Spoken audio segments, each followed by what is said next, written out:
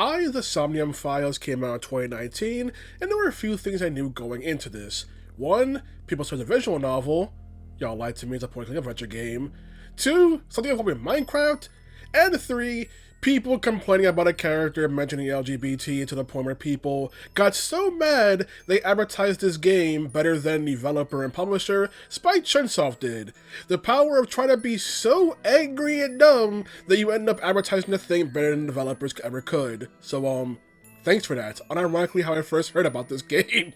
I did later learn from a mutual that the game is written and directed by Kotaro Ichikoshi, who writes and directs the Zero Escape series, with them even mentioning how you can feel a little bit passionate for this game, and also I learned that they actually went their way to have more an adventure game feel when it came to the Somnium Files specifically while developing the game. Our main premise is that in near future Tokyo, our protagonist is Detective Kaname Date, who's sent here to investigate the murder of a woman named Shoko Nanami, who's not only been murdered and propped up on a merry-go-round, but also had her left eye removed. But while investigating this crime scene, he ends up finding a little girl hidden away with the assumed murder weapon named Mizuki, who is not only the daughter of Shoko Nanami, but is also an acquaintance of Kaname Date himself. Date is not a regular police officer, with him being part of the secret police department, ABIS, Advanced Brain Investigation Squad, that allows them to sync with people, directly going into their mind to find out their active and subconscious thoughts in order to help with investigations in case a suspect isn't talking, which in this case, Mizuki, due to witnessing her mom being killed, is unable to talk due to the trauma. Date himself is also missing a left eye, but it's a cybernetic one with an AI installed, named Aiba, who can not only communicate with Date directly, but also just serves as a personal computer, being able to do stuff like make phone calls, x-ray vision, enhanced vision, all sorts of stuff for Date. Right off the bat, and I mean right off the bat, this game has so much crazy stuff going on, and it does not let up. Immediately, we're already sent to this setting where the characters are familiar with each other, so they have to catch the player up into speed with this modern setting, on top of just throwing in curveball after curveball, like already having the aspect of, oh, the murder suspect's been propped up with his left eye. Oh, their daughter's on the scene holding a motor weapon. Oh, Date knows who these people are, and so there's more personal investigation for him, on top of the entire premise of ABIS and the sync process, which the characters do try to explain with this weird egg metaphor. And I call it weird because honestly the egg metaphor serves no purpose, and honestly just makes things more confusing than they actually are. It's just sapping into going to someone's brain in order to figure out what their thoughts are. I don't know what an egg metaphor. It actually overcomplicates things. Get the egg metaphor out of here. On top of the fact that depending on what the player does, there are multiple routes in this game, so the story can go into all sorts of twists and turns depending on which route the player goes into, with the sync moments being these big gameplay moments that will change the story. More on that later, but there's just a lot going on, not helped by the various different routes that have you learning pieces of information of the story and the case going on to help you unravel the mystery happening. You also have Date himself having these memories of aspects or seeing things that don't really add up, make much sense, because he's viewing things that he has no experience with, but for some reason remembers certain details, including even feeling like he knows certain people despite never having met them, and they also confirm they never met him. One thing to say I really like about the game is the fact that this game has a pretty good cast of characters, and the fact that they managed to get so much use out of them thanks to the route system in the game and the different kind of information you get from those routes, or understanding why they act a certain way in a different route because of information you got from one. And they just do a good job at this setting not being the biggest, but getting so much mileage out of the characters and making them all just fun and interesting characters in this game. So immediately props off to that. Like, the scale wasn't that huge, but they managed to make it feel big. Also helps that basically the game is fully voice acted. The only exception are being certain thought processes that's more about describing certain objects and stuff. But overall, this game is fully voice acted, which is freaking great, so the characters really come to life, especially when it comes to certain aspects from our main character Date, because some of the stuff he says, voiced by Greg Chun, oh my lord, I cannot believe that man probably said that with a straight face. Whoa! Porno mag!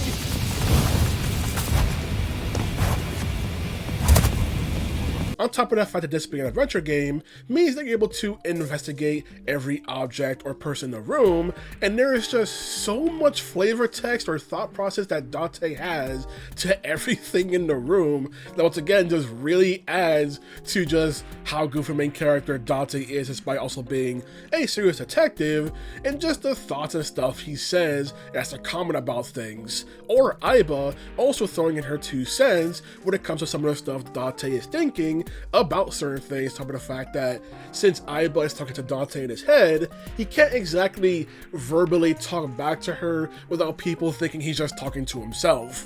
She's recording a podcast in the underground studio. If you need her right away, I can try contacting her. No, it's fine. This can wait until she's done.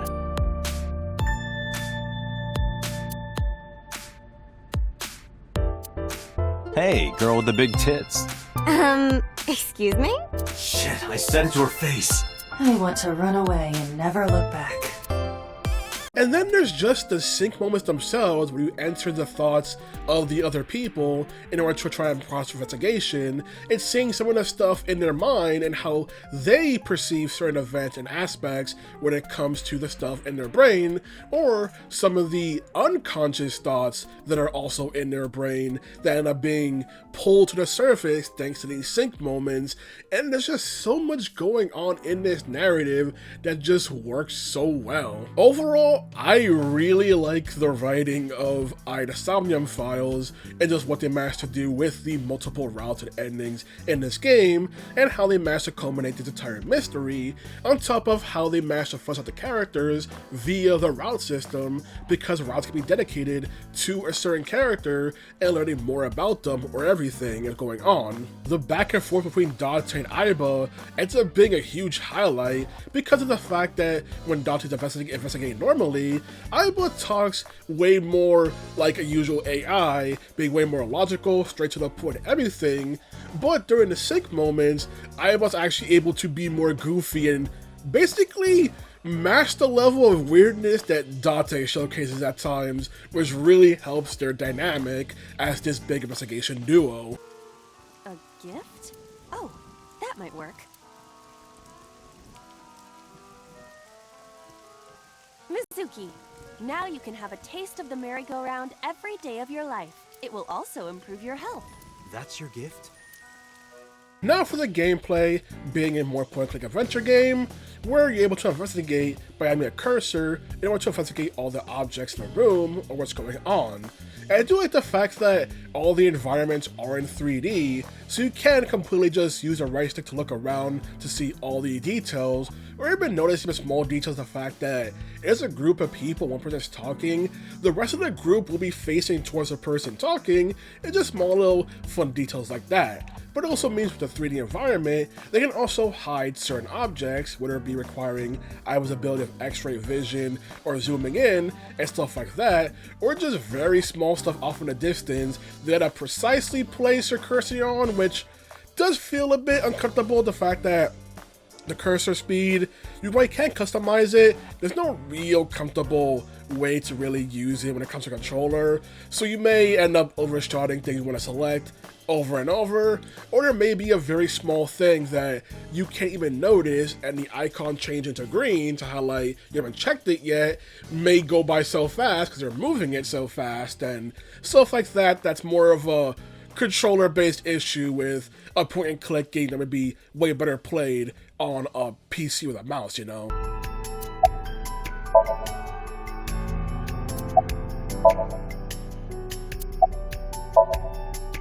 Hey you, what's your name? Seriously? It's Kagami. Stop bugging him, it's rude. Excuse you? My best friend, Kagami and I are having a conversation. Yeah, don't spoil our fun. What? No, we didn't find anything today. I do like the fact that when you go to a location, they have you stay in a location until all the information is gained. So you can't just potentially accidentally leave the place without not knowing all the information and have to scramble to go, wait, where have I been? Because it said you could only leave the place once you are fully done investigating the locale and everything you need to know. This game does also have some action set pieces that are completely played through QTEs, whether it be needing to put a cursor over a reticle in order to have Date use his gun, the Evolver, or certain segments we have to just do a QTE button press in order to get things done. They're very simple and just exist to pretty much add more action to the game, everything, and aren't anything that major, although there are points where they will have you mash the button, and sometimes you can just mash casually, other times they want you to really mash that button. The sync moments are where the biggest aspects of the gameplay come in, where you now control Aiba, investigating the person's mind, with Aiba only having 6 minutes to investigate because you're constantly warned that the sync machine only allows for 6 minutes. Going above that, something bad will happen, so they constantly warn you, and note the fact they do have the characters verbally warn the player as well on top of the timer in the corner, because every aspect of the sync segments do take up time, with you being able to get these little things called timies in order to reduce the amount of time that a certain task takes so you can get the sync done quicker. Although later on they do introduce ones that have a negative effect that will instead increase how much time something takes, and you have to use those once you get one. Once in your inventory, it is forced upon you, so you may try to find an object that takes less time to do, so the multiplier ends up not being as much of a waste of time that it could possibly be. The one that is difficult for humans to input? Yeah, GH Raging combo. Fine, just be quiet. No, wait. Inputting that sequence of commands with the lever shaped like this. I think you can do it. I'll try.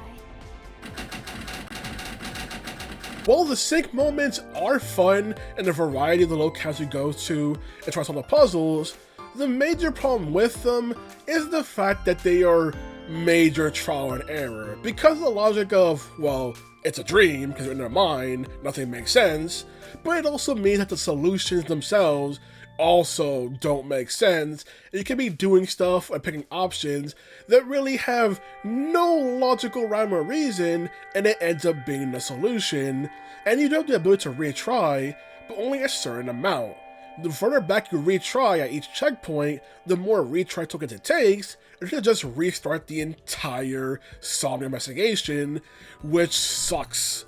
And when you do restart, you do have the ability to skip through dialogue, but that's only if you restart. If you hit retry, the game will keep track of what options were correct, but you can't fast forward the dialogue until you fully retry and restart the entire thing, which is a weird inconsistency that can't just skip the dialogue on using the retry tokens. And since the solutions to the puzzles don't really add up make much sense, it also means the fact that you're gonna end up just having to restart certain Somniums multiple times because there's no rhyme or reason to what you're really doing in them. Sometimes the solution may be, oh, aha, I get this, and the game's like, nope, and I'm like, huh?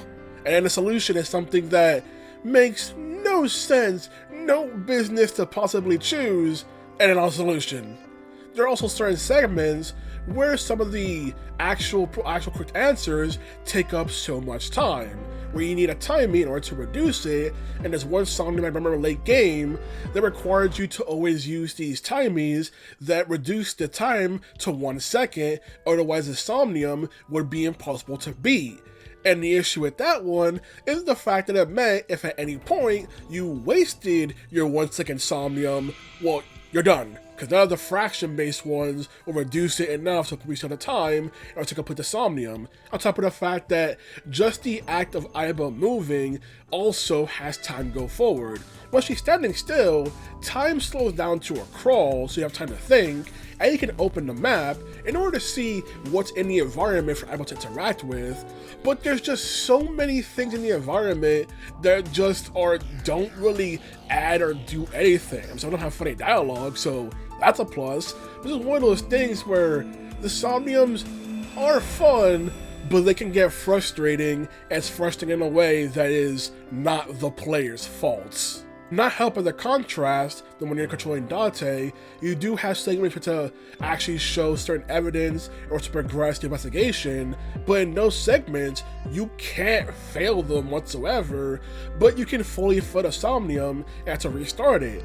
On top of that, in order to get the branches in the story, you have to do certain things in the Somnium. Certain Somnium segments will actually have 2 different endings that will branch into a different route. So when I get the game's full ending and full information, you have to do all the branches, and some of the stuff you have to do in order to actually branch out to a different route isn't the most obvious, with one in particular being purposely designed to be heavily cryptic, on top of that nature of Somnium being trial and error. Now for the game's text, which, oh my god, the text in this game is so huge and I love it. Also the fact that the little diamond shaped thing when it comes to the box and the speaker is a different color for each character as well. But also helps that when the characters are talking, the game rarely really goes up to like 3 rows for the text, so it helps that with the way the characters talk in this game, they don't talk so much to the point where it has to fill the entire screen and make the text smaller. So having them be able to fill the conversation dialogue in the text boxes very well, I just really like it, and the fact that all the text boxes have a background to them to make them easier to read, on top of the voice acting for them as well. There is the fact that when it comes to more narration bits for certain examinations, where then it becomes smaller text on the line, but I still feel it does work out and still makes it pretty readable and fine. So overall, I just really like how they did the text in this game, as well as on top of the fact that the game is also mostly voice acted as well. There is one instance where the voice actress said the line incorrectly than what the text actually said, and was kept in the game and everything. So there's that one instance I noticed where the voice acted line will make you raise an eyebrow, go, wait, what did she say? And then see that they got certain things backwards in the line.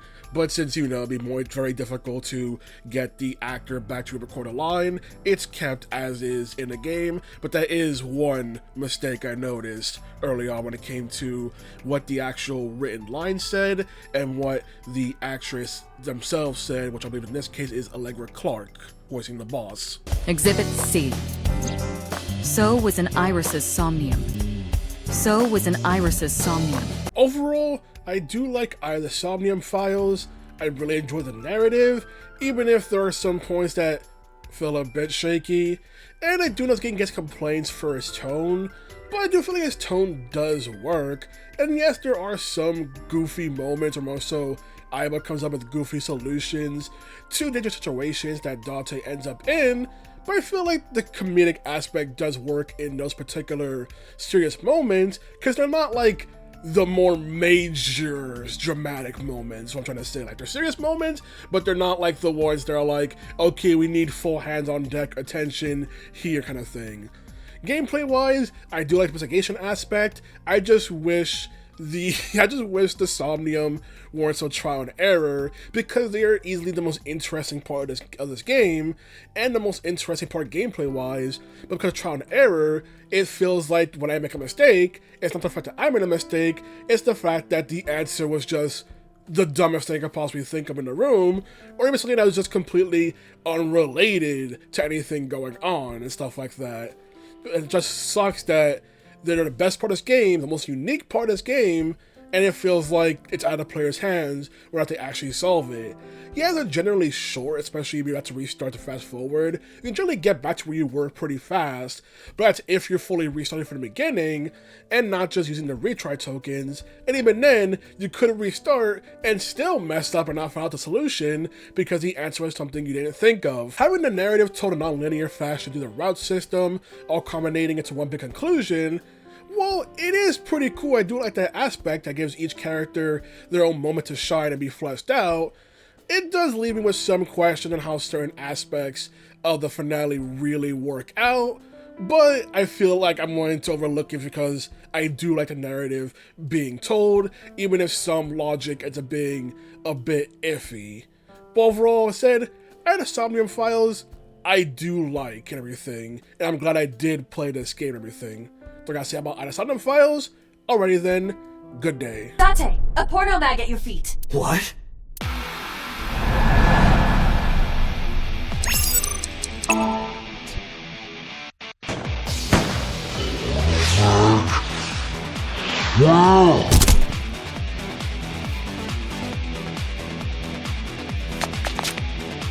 Hey, did you just shoot at me?